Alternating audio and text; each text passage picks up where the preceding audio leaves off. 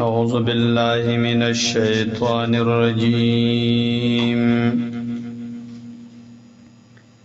بسم الله الرحمن الرحيم. يا بني إسرائيل اذكروا نعمتي التي أنعمت عليكم. اے بنی اسرائیلو اذکروا یاد کئی زما نعمت التي حق نعمت انعمت زما کڑے دا علیکم پتا سبانی وعوفوا بعهدی پروالی کوئی زما پا حکم نبانی اوفو پروالی وکی زما پا احکاماتو اوفی بعهدکم پروالی بوکم ز پا وعدو دتاسو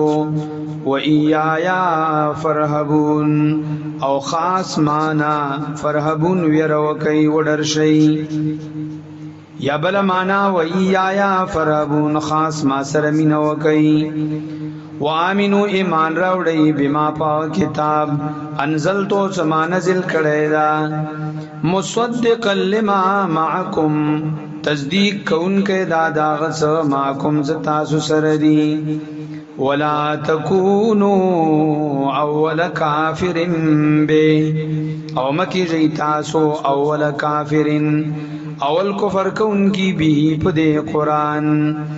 ولا تشتروا بآیاتی ثمنا قلیلا او مغور کوئی زما پویتن باندی ثمنا قلیلا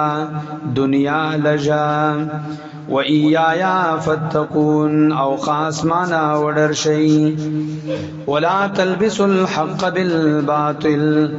او مگڑ وڈوئی حق باطل سرا وَتَكْتُمُوا الْحَقَّ وَأَنْتُمْ تَعْلَمُونَ او مپٹوئی حق لرا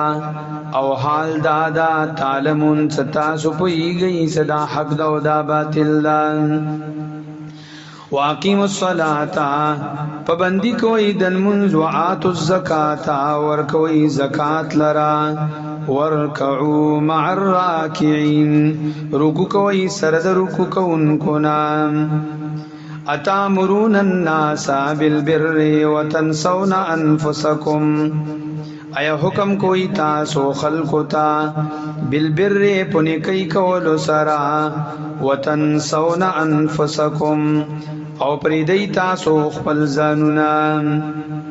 وانتم تتلون الكتاب او حال دادا چیائی تاسو کتاب لرا لولی کتاب لرا افلا تعقلون تاسو عقل نکار نخلی واستعینوا بالصبر والصلاة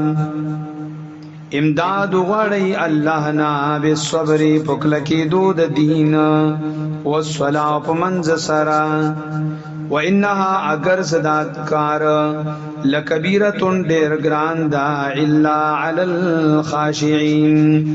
مگر ند گران پا عجزی کون کو بانی الذين خاشعين حق کسان درته دوم یظنون ساغوی یقین کئی انهم ملاقو ربهم سی یقینا دوی مخمخ کی دن کی دی دخپل رب سرا وانهم الیه راجعون او یقینا دوی سدی الیه دی اللہ تا راجعون وپس کی دن کی دی